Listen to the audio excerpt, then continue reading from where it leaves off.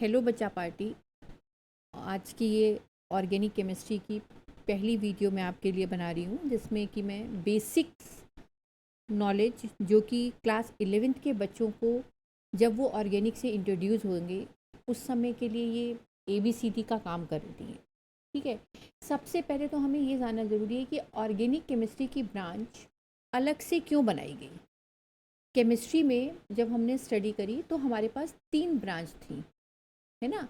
और उस 3 ब्रांच में बेसिक ब्रांच जो है, जो सबसे ज़्यादा वर्सेटाइल यूज़ होने वाली ब्रांच है, वो है ऑर्गेनिक केमिस्ट्री। ये ऑर्गेनिक केमिस्ट्री में जितने भी ऑर्गेनिक कंपाउंड्स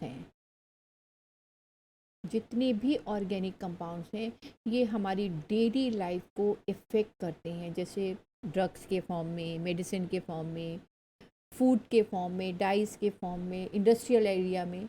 बट ये ऑर्गेनिक कंपाउंड्स हैं क्या? इन ऑर्गेनिक कंपाउंड्स को इन्वेंट कहाँ से किया गया, किसने इसके बारे में रिसर्च करी, किसने सोचा, और क्यों केवल हमने ऑर्गेनिक का बेसिक जो कंटेंट है वो कार्बन को सेलेक्ट किया। ऐसी इसमें क्या स्पेसिफिक क्वालिटीज़ थी जो rest of the other element basically show नहीं कर पा रही थी। तो बेटा, इस ऑर्गेनिक केमिस्ट्री की ब्रांच का जो इनिशियल मोटिव था, ये केवल मैनमेड थिंग को अवॉइड किया गया। जैसे कि हमारे वर्ड से ही निकल रहा था ऑर्गेनिक, इट मीन्स ऑर्गन से ऑब्टेन्ड प्रोडक्ट। अब ये ऑर्गन मे बी प्लांट्स के हों, यानी लीफ से हो, रूट से हो, शूट से हो, फ्रूट से हो, या एनिमल में भी हमारे पास, जब हम इसकी बायोलॉजिकल स्ट्रक्चर को देखते हैं तो हमारा डाइजेस्टिव सिस्टम, हमारा एक्सक्रीटरी सिस्टम, रेस्पिरेटरी सिस्टम, हर सिस्टम अलग अलग तरीके से फंक्शन करता है। फंक्शन कैसे करता है? वहाँ पे कुछ हार्मोन सिक्रीट होते हैं, कहीं पर एसिड, स्टमक आता है जहाँ पे फूड को डाइजेस्ट करने के लिए एसिड आते हैं। तो जितने भी कंटेंट एनिमल या प्लांट से ऑब्टेन किए गए थे, they are called organic compound. और उन ऑर्गेनिक कंपाउंड की ब्रांच को, उन ऑर्गेनिक कंपाउंड्स को केमिस्ट्री की जिस ब्रांच में स्टडी किया गया था वो था ऑर्गेनिक केमिस्ट्री। यहाँ तक बात समझ में आ गई। ये सारी थ्योरी जो कि हम लोग कह रहे हैं कि प्लांट्स और एनिमल से एक्सट्रैक्ट कंपाउंड ही ऑर्गेनिक कंपाउंड है, यहाँ तक की डेफिनेशन बहुत ज़्यादा सफिशिएंट नहीं थी। लेकिन हाँ, पहले एक साइंटिस्ट थे बर्जीलियस, और इन्होंने वाइटल फोर्स थ्योरी को सपोर्ट किया था। वाइटल फोर्स थ्योरी ये है क्या? वाइटल फोर्स थ्योरी का मतलब होता है बच्चा कि कोई एक ऐसा मिस्टीरियस फोर्स, कोई एक ऐसा वाइटल फोर्स जो कि इस ऑर्गेनिक कंपाउंड के फॉर्मेशन को इंसिस्ट करता है, ऐसे फोर्स को कहते हैं वाइटल फोर्स। और इस फोर्स को एक्सप्लेन करने वाली थ्योरी कहलाई थी वाइटल फोर्स थ्योरी। ऑब्वियस सी बात है कि हम लोग अपनी लाइफ में देखते हैं कि जब हम खाना खाते हैं तो हम थोड़े डिसाइड करते हैं कि हमारा खाना हाफ एन आवर में डाइजेस्ट होगा, 2 आवर में डाइजेस्ट होगा। आज ये डाइजेस्ट होगा ही नहीं, हम कहते हैं आज हमारा स्टमक अपसेट हो गया। तो हमें इस समय भूख लगने का टाइम है, इस समय हमारी स्लीपिंग टाइम हो गया, इस समय हमारा रीडिंग टाइम हो गया, हमारे इतने ढेर सारे मूड स्विंग्स हो गए। क्या ये सब हमारे अपने हाथ में है? क्या हम इसको कमांड कर रहे हैं? नहीं। ऐसा कोई फोर्स है जो इस यूनिवर्स को अपने हाथ में रख करके अपने तरीके से इस यूनिवर्स को आगे की तरफ लेके जा रहा है। और उस फोर्स को वाइटल फोर्स कहा था, जिसको कि सपोर्ट बर्जीलियस ने करा था। और इन्होंने कहा कि इसलिए ऑर्गेनिक कंपाउंड जो हैं वो हम लैब में प्रिपेयर नहीं कर सकते, लैब में प्रिपेयर्ड नहीं हो रहे थे जब तक बर्जीलियस की थ्योरी इम्प्लीमेंट हो रही थी। यहाँ तक बात समझ में आ गई। लेकिन nothing is impossible in this world. हम ह्यूमन बीइंग को, जिनको इंसान को ईश्वर ने ही बनाया है, हम फिर भी थोड़े बहुत चंचल प्रवृत्ति के इंसान हैं। और कुछ ना कुछ इन्वेंट करना हमारी एक हॉबी होती है। इसी तरीके से बर्जीलियस के बाद एक साइंटिस्ट आए, वोलर, और इस वोलर साइंटिस्ट का मोटिव नहीं था ऑर्गेनिक कंपाउंड को बनाने का। अनफॉर्चुनेटली इस एक साइंटिस्ट का वर्क पोटेशियम साइनेट और अमोनियम सल्फेट के कंपाउंड्स के ऊपर चल रहा था। ये एक स्टोरी है जिसको कि आप भी समझिए कि पहला ऑर्गेनिक कंपाउंड बनाया किसने, वोलर ने बनाया। कौन सा बनाया ये आप अब देखिए कि इन्होंने potassium cyanate, this compound is called potassium cyanate, और इसकी इक्वेशन जब अमोनियम सल्फेट से इन्होंने कराई तो इनको 8 से 10 घंटे एक्सपेरिमेंट में लग रहे थे, और लगने के बाद जो हमें मिलता था वो था अमोनियम साइनेट और K2SO4 बाई प्रोडक्ट था।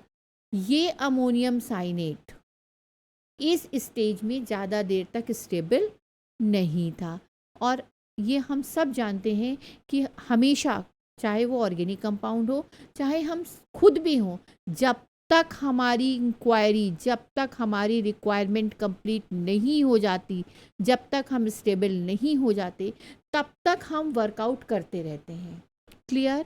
तो जब हमने देखा कि इस अमोनियम साइनेट को बनाने में इनको 8 से 10 घंटे का टाइम लग रहा है, और उसके बाद ये इस कंपाउंड के बनने के बाद इसको रात भर के लिए वहीं पर ही रख देते थे लैब में कि जब मैं मॉर्निंग में आऊँगा तब मैं इस पे वर्कआउट करूँगा। और जब वो मॉर्निंग में आते थे तो ये कंपाउंड इस अरेंजमेंट में ना हो करके एक नए अरेंजमेंट में कन्वर्ट होता था, जिसे हम कहते थे यूरिया। और इस यूरिया का फॉर्मूला है NH2CONH2। ये कैसे बनता था? यहाँ कोई रात में इसके ऊपर कोई वर्क नहीं कर रहा था, कोई इसमें हम एक्स्ट्रा कंटेंट ऐड नहीं कर रहे थे, कोई कैटलिस्ट ऐड नहीं कर रहे थे, कोई टेम्परेचर, बट ये रीअरेंज होता था। रीअरेंज होकर के अनस्टेबल मॉलिक्यूल, जो एक क्लस्टर, जो एक भीड़ के फॉर्म में हमारे पास आ गए थे, वो एक अरेंज हो जाते थे स्टेबल पैटर्न में, जिसका नाम था यूरिया।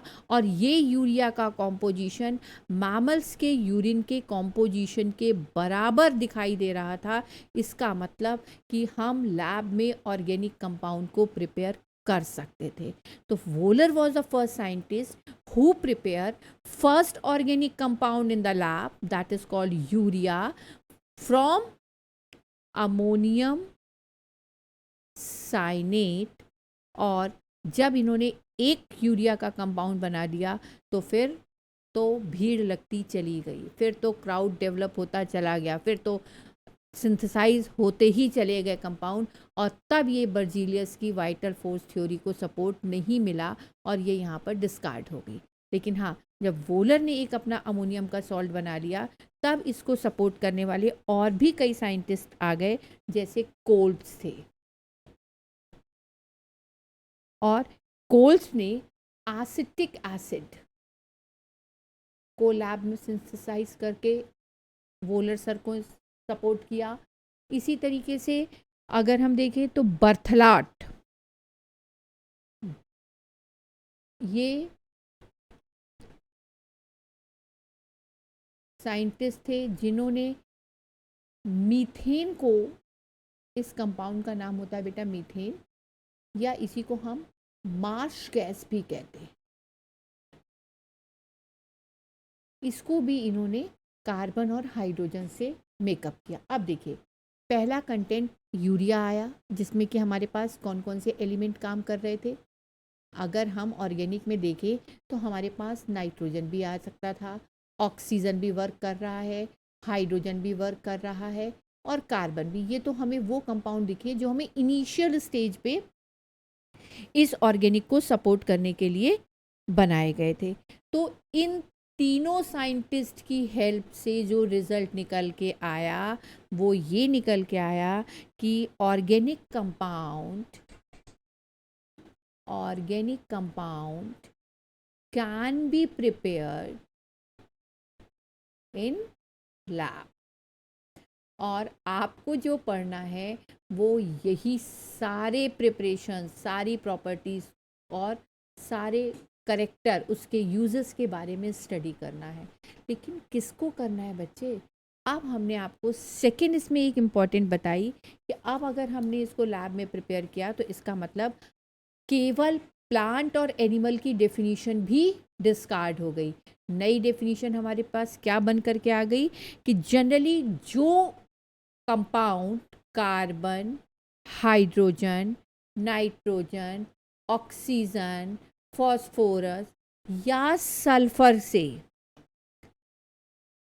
कंबाइन करके फॉर्म होते हैं वो ऑर्गेनिक कंपाउंड है। और ऑर्गेनिक कंपाउंड की स्टडी ऑर्गेनिक केमिस्ट्री है।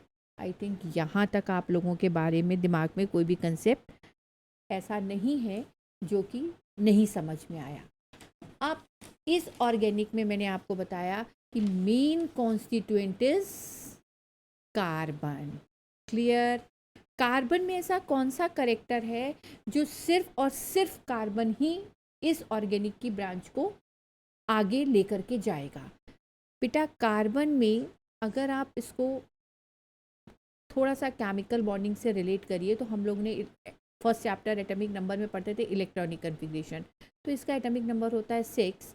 तो 1s2, 2s2 and 2p2, sorry 2p2। तो आउटर मोस्ट ऑर्बिट में कितने इलेक्ट्रॉन? 4। और 4 ही रिक्वायर्ड हैं इसका ऑक्टेट कंप्लीट करने के लिए। क्लियर?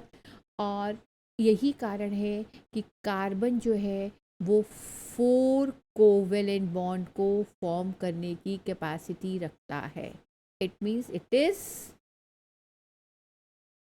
Tetravalent compound.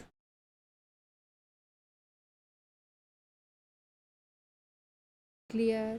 कार्बन की सबसे बड़ी ब्यूटी आ गई कि इसके पास 4 कोवेलेंट बॉन्ड्स हैं और ये 4 कोवेलेंट बॉन्ड कार्बन में 4 कोवेलेंट बॉन्ड फॉर्म करने की टेंडेंसी है। और ये 4 वैलेंसी इस कार्बन की सबसे बड़ी स्ट्रेंथ है। क्यों? क्योंकि ये 4 एक प्लेन में नहीं एडजस्ट होते हैं। इसके लिए भी एक रिसर्च आई थी जिसमें एक साइंटिस्ट का नाम आया ली बेल बॉन्टहॉफ। ये वो साइंटिस्ट थे जिन्होंने इस कार्बन की 4 वैलेंसी, इस कार्बन की इस 4 वैलेंसी के अरेंजमेंट को डिस्कस किया था। और उन्होंने कहा कि अगर हम इस कार्बन की 4 वैलेंसी को देखें तो ये टेट्राहेड्रली फॉर्म में अरेंज होगी और इनके बीच का एंगल होगा 109 degree 28 minutes. It's a beauty. बस यही एक कार्बन की सबसे बड़ी ब्यूटी। पहली ये कि it has capable to form 4 covalent bond, और दूसरा इसका स्पेसिफिक करेक्टर कि it is not only a planar structure, the angle between 4 valencies are 109 degree 28 minutes. और इस एक एंगल की वजह से ही इसके अंदर एक और करेक्टर था, it shows catenation property. What do you mean by catenation? आपके लिए तो नया हुआ क्योंकि आज से पहले तो जो आपने पढ़ा वो सिंपल वर्ड्स को पढ़ा और उस सिंपल वर्ड्स में हमने कैटिनेशन नहीं, हमने एक जनरल वर्ड पढ़ा था सेल्फ लिंकिंग कैपेसिटी। ठीक है? और केमिस्ट्री में इस सेल्फ लिंकिंग कैपेसिटी को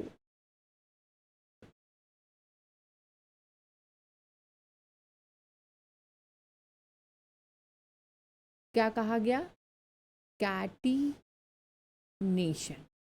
यानी कार्बन के पास आपस में एक जुड़ने की जो कैपेसिटी है वो इस फील्ड को बहुत आगे तक लेके जाएगी। और इसका जो बेसिक कंपाउंड आता है कार्बन की 4 वैलेंसी। और अगर हमने आपको कोई पर्टिकुलर फंक्शनल ग्रुप, कोई पर्टिकुलर डेरिवेटिव्स नहीं कहा, तो all valencies are satisfied with hydrogen, then it is called hydrocarbon. Clear? This hydrocarbon is the parent compound of organic compound. ये पेरेंट है। अब इसके बाद आप जितने बनाते चले जाओगे, या तो उसको समझने के लिए अब आपके पास एक वर्ड आता है होमोलोगस सीरीज का क्लियर होना जरूरी है। होमो मीन्स हो गया सेम, और लोगोस मीन्स हो गई फैमिली, यानी सेम फैमिली के मेंबर्स की सीरीज को हम कहते हैं होमोलोगस सीरीज। यानी जिनके केमिकल कैरेक्टर तो सेम होंगे क्योंकि उनका सेम फैमिली है। जैसे सरनेम सबका सेम है, लेकिन अगर एक ही घर में देखें तो दादाजी भी हैं, पापा भी हैं, बेटा भी है, बेटी भी है। तो ये जो डिफरेंट सीरीज के मेंबर्स आ रहे हैं, उन सबका अपना अपना एक फिजिकल अपीयरेंस है, उनका अपना अपना एक पर्सनल व्यू है, वो उस फैमिली के मेंबर्स को डिस्टिंग्विश करता है। लेकिन केमिस्ट्री में ऐसा नहीं है। केमिस्ट्री में जो सीरीज आती है उसमें each successive members differ with the CH2 group, बस फंक्शनल ग्रुप इज सेम। जैसे अगर मैंने पहला मेंबर CH4 लिया, तो हमारा जो इस एल्केन सीरीज का सेकेंड मेंबर आएगा उसमें हम क्या ऐड कर रहे हैं? CH2। और अगर आपने CH2 को ऐड किया बेटा, तो एक कार्बन ये था, एक कार्बन ये था, तो नेक्स्ट मेंबर मेरा आ गया C2, 4 हाइड्रोजन ये थी, 2 ये थी, और नेक्स्ट मेंबर आ गया 6। This is called next member of the alkane series. अब मैं कह दूं एक और होमोलोगस कंपाउंड बना के दिखाइए, then you again add with CH2, then the next member is C3H8, next member CH2, then it is called C4H10. This is the series of homologous series of alkane family. अगर मैं इसका एक hydrogen यहाँ पर substitute करूँ, देखो carbon के पास total 4 valency, और अगर चारों की चारों इस हाइड्रोजन से सेटिस्फाइड हो गई, इसका मतलब अब इसमें एडिंग प्रॉपर्टी नहीं है। So that type of hydrocarbons are called saturated hydrocarbon. Clear? लेकिन हाँ, अगर ये कोवेलेंट बॉन्ड को फॉर्म करेगा, तो covalent bond single covalent bond भी होता है, डबल कोवेलेंट बॉन्ड भी होता है, और ट्रिपल कोवेलेंट बॉन्ड भी। कोवेलेंट बॉन्ड होता क्या है?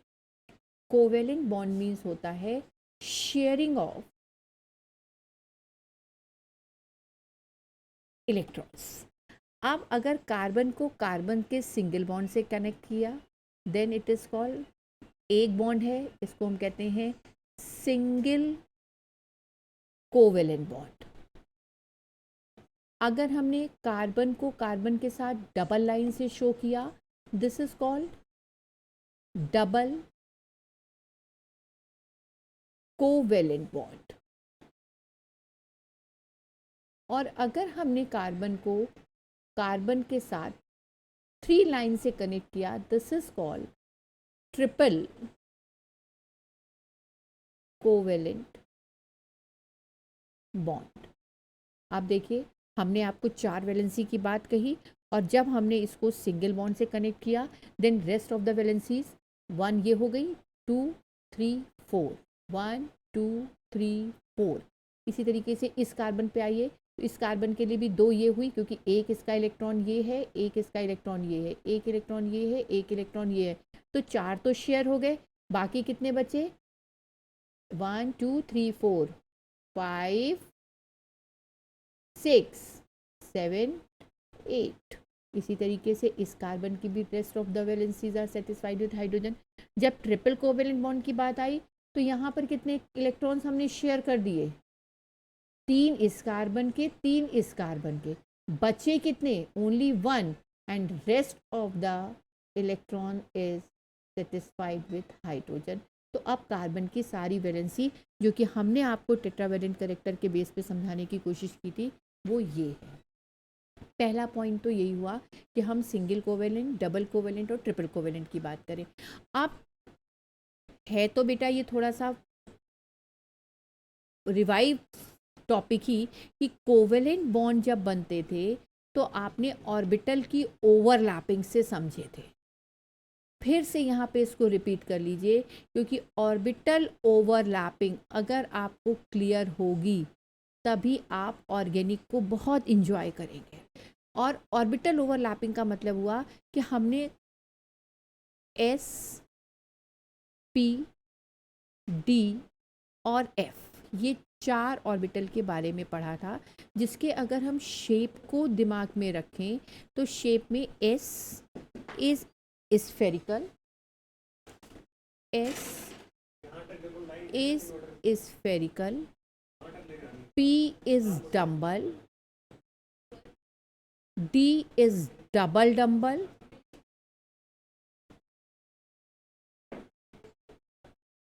dumbbell,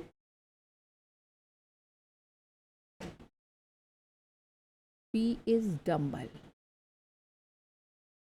और F का भी स्ट्रक्चर बहुत ज़्यादा क्लियर नहीं है, इसलिए कॉम्प्लेक्स इन नेचर। मैंने क्या बोला? ऑर्बिटल की ओवरलैपिंग से बॉन्ड मेकअप होंगे, और greater the overlapping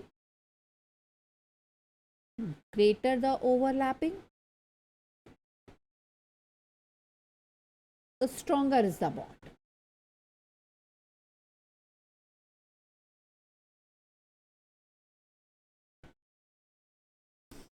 clear? Dumbbell का शेप हुआ लाइक दिस वन, और स्फेरिकल का हुआ लाइक दिस वन। अगर एस ने एस के साथ ओवरलैपिंग करी तो one spherical overlap with one spherical with only one sided orbital, तो ये हो जाता है बच्चा सिग्मा बॉन्ड। अगर हम एस की पी के साथ करा दें तो one S connected with P, ये एस और पी को हम कैसे कनेक्ट करेंगे? एस हुआ spherical and P is dumbbell in nature, it also overlap with one ended, it also overlap with one-ended। clear? so it is also called sigma bond। Third हमारा हो सकता था p overlap with p। अब ये p overlap with p दो तरीके से हो सकते थे हमारे पास। कौन से दो टाइप्स थे हमारे पास? One, side wise overlapping,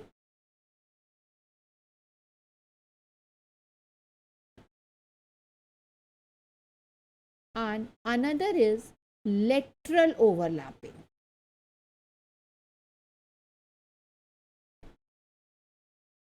side wise मतलब कि एक पी को दूसरे पी के साथ आपने ओवरलैप कराया, तो it is also only one type, so it is called sigma bond. लेकिन अगर आपने लेटरल ओवरलैपिंग कराई तो कैसी हो जाएगी?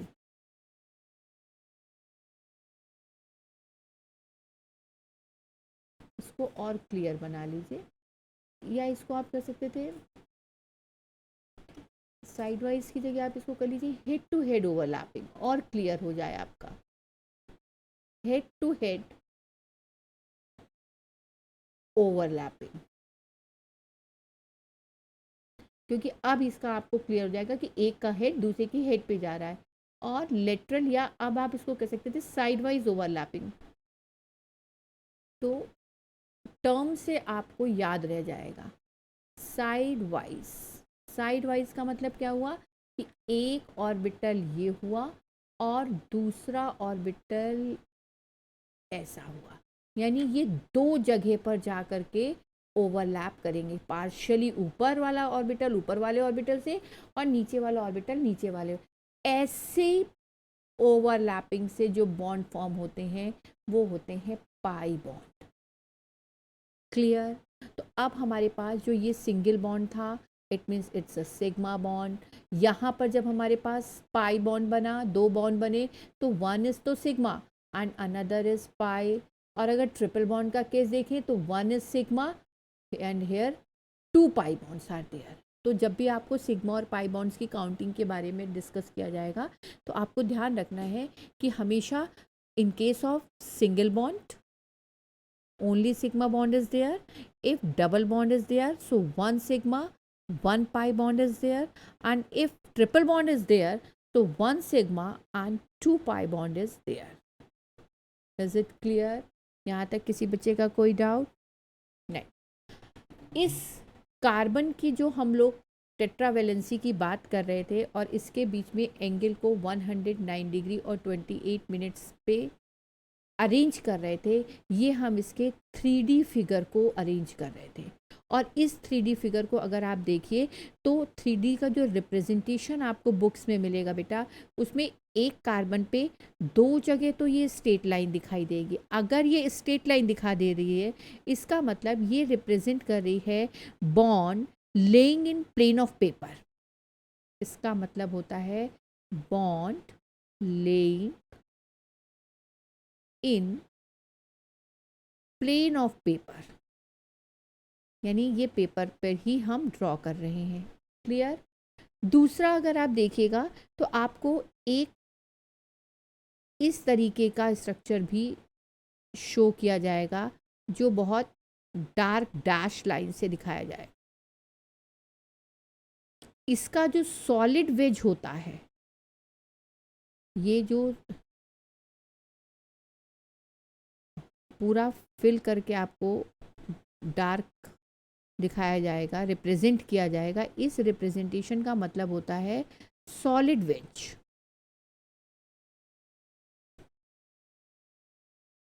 और इस सॉलिड वेज का मतलब होता है कि जो बॉन्ड है, bond laying above the plane, above the plane, ध्यान रखना है ये above the plane, ये प्लेन ऑफ पेपर। और तीसरा आपको दिखाई देगा जिसमें वो आपको डैश, इसको बोलते हैं डैश्ड वेज, और जिसका मतलब होता है bond laying below the plane.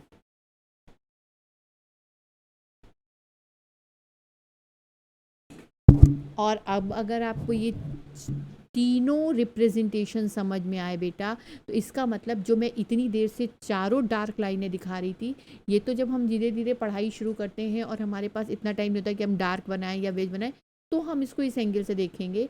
और बहुत जगह हम मीथेन को सीधा सीधा भी ऐसे करके ऐसे बना के छोड़ देते हैं, बट ठीक है, वो रिएक्शन के लिए हम लोग एज्यूम करते हैं कि हमें ये चीज़ पता है। लेकिन अगर इस फॉर्म में हमने इस फिगर को लिखा तो हमारा स्ट्रक्चर एप्रोप्रिएट फॉर्म में कैसे रिप्रेजेंट होना है, उसमें आप सेंटर वाले कार्बन को ऐसे लिखेंगी, एक सिंगल लाइन, एक सिंगल लाइन, 2 लाइनें हो गई ऑन द प्लेन, एक हमारा हो गया सॉलिड और एक हमारा हो गया डैश। डैश का मतलब ऑब्जर्वर से दूर जाना, यानी ये एंगल जो है वो कहाँ जा रहा है, ऑब्जर्वर के पास से दूर का एंगल जो है, जो कि bond laying below the plane की बात कर रहा है। और जो दूसरा हम लोग स्ट्रॉन्ग यानी सॉलिड वेज की बात करेंगे वो इस तरीके से दिखाएंगे, जो कि रिप्रेजेंट कर रहा है बॉन्ड अबव द प्लेन, हमारे प्लेन के ऊपर, हमारे पास, हमारी आंखों के सामने।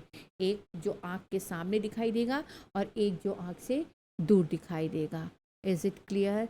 So this is the representation form of the actual way of the carbon, जिसमें कि हम सारी फिगर को रिप्रेजेंट कर रहे हैं कि उसके एंगल में क्यों इतना डिफरेंस आएगा। Is it clear? अब इस कार्बन के अंदर जो करेक्टरिस्टिक्स है, उस करेक्टरिस्टिक्स में हम कार्बन को कितनी तरीके से स्ट्रक्चर में रिप्रेजेंट कर सकते हैं, वो रिप्रेजेंटेशन के जो फॉर्म होते हैं बच्चे, उसे भी हम थोड़ा सा समझने की कोशिश करते हैं कि हम उसको, अगर हमारा हाइड्रोकार्बन है तो वो सबसे पहले एक बहुत इजी वे होता है जिसे आप कह सकते थे complete and condensed form.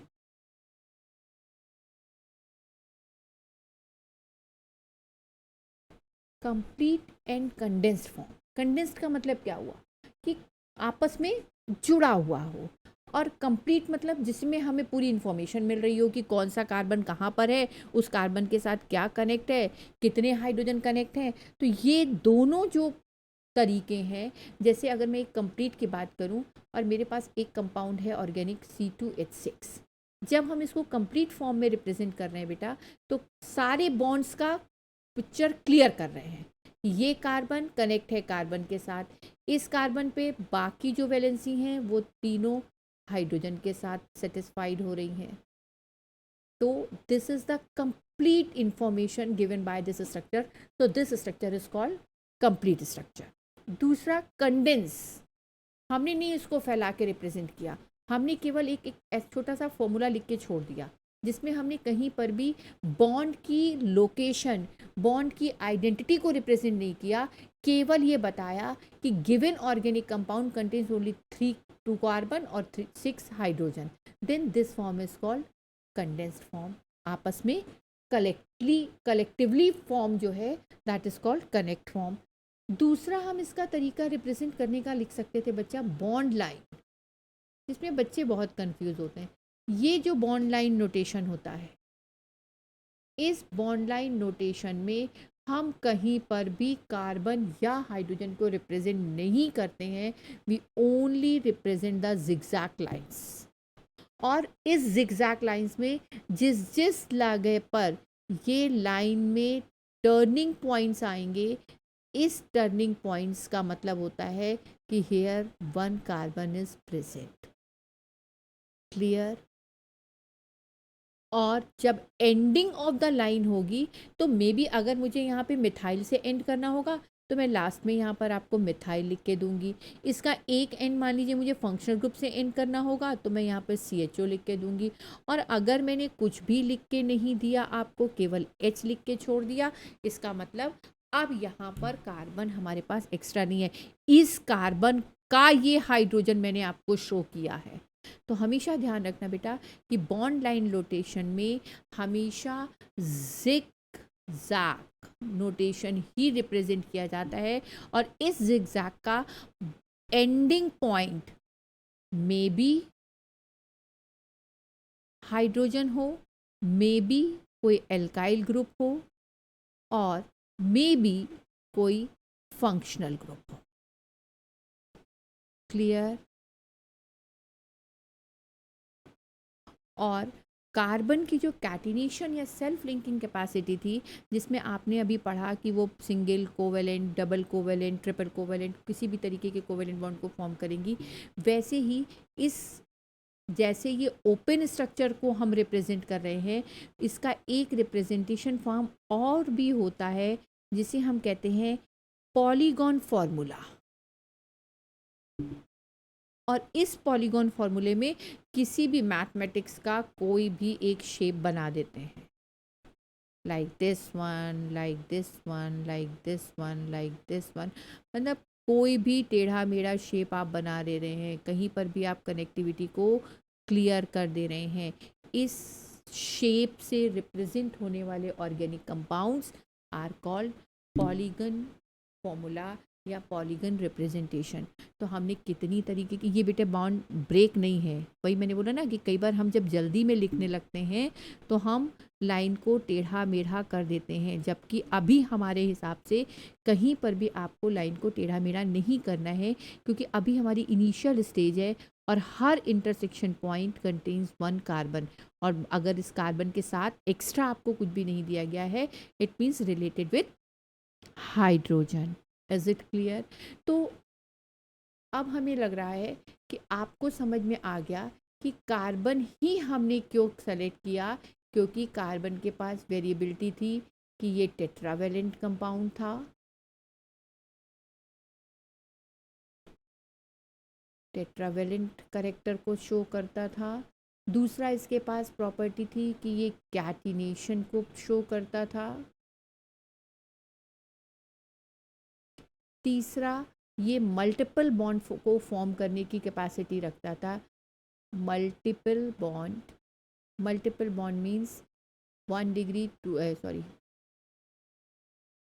Single, double and triple bond, multiple bonds के बारे में बात करी।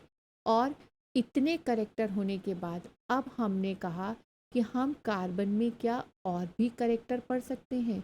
तो हम अभी तक एक सिंगल कार्बन के बारे में पढ़ रहे थे, अब हम टाइप ऑफ कार्बन के बारे में भी पढ़ सकते हैं कि अगर एक carbon next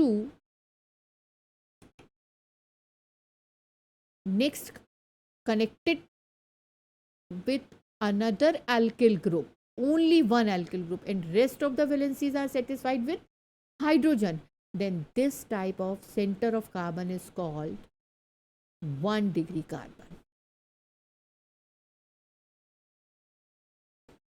If center of the carbon is connected with two alkyl groups,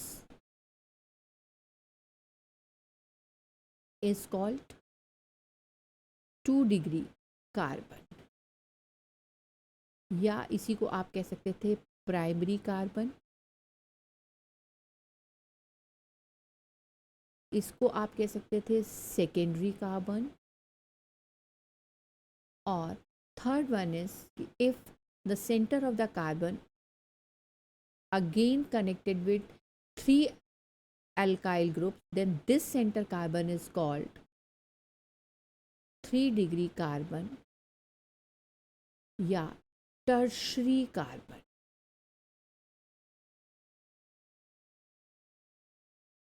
clear? तो यहाँ तक का आई थिंक कि आपको समझ में आया कि क्या हमारी ऑर्गेनिक केमिस्ट्री है, किस ऑर्गेनिक केमिस्ट्री के किस तरीके के कंपाउंड के साथ हम, किस तरीके के एलिमेंट के साथ हम स्टार्ट करेंगे।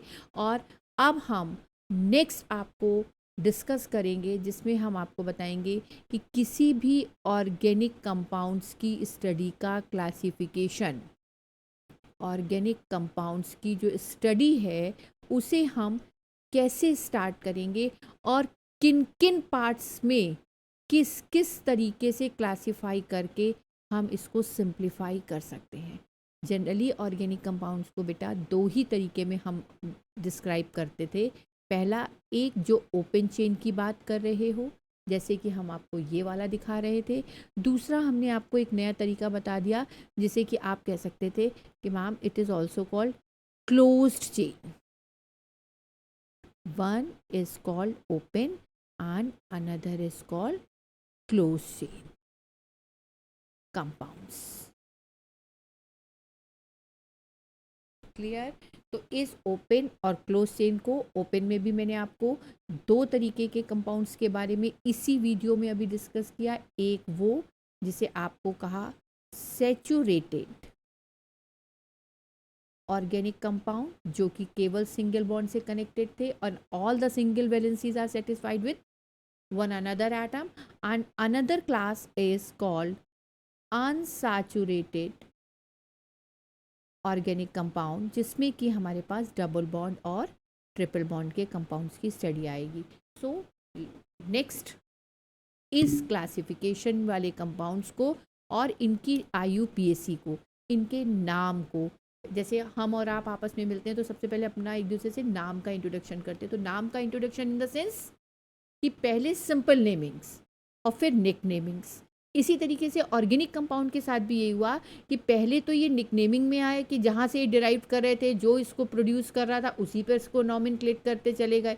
लेकिन ऐसा नहीं होता है कि एक आदमी एक ही काम कर सकता है, मे बी वो मल्टीटास्किंग हो। हमारे बहुत सारे ऐसे साइंटिस्ट थे जिन्होंने फिजिक्स में भी काम किया, केमिस्ट्री में भी काम किया। तो this is not the right way to nomenclate of the organic compound. So Geneva की एक कॉन्फ्रेंस में कुछ रूलिंग्स पास की गई थी और इन रूलिंग्स को कहा गया था कि हम जब उस रूल्स के बेस पर हम कंपाउंड्स को नॉमेनक्लेचर को यूज़ करते हैं तब ऑल ओवर द वर्ल्ड जहाँ पर भी कहीं केमिस्ट्री पढ़ाई जाएगी वो इन्हीं रूल्स को फॉलो करेगी और आप किसी भी ऑर्गेनिक कंपाउंड का नाम बहुत ईजिली लिख पाएंगे। तो नेक्स्ट वीडियो जिसमें मैं आपको दूंगी उसको भी आप देखिए कि कैसे हम किसी भी ऑर्गेनिक कंपाउंड्स की नॉमेनक्लेचर को फॉलो कर सकते हैं।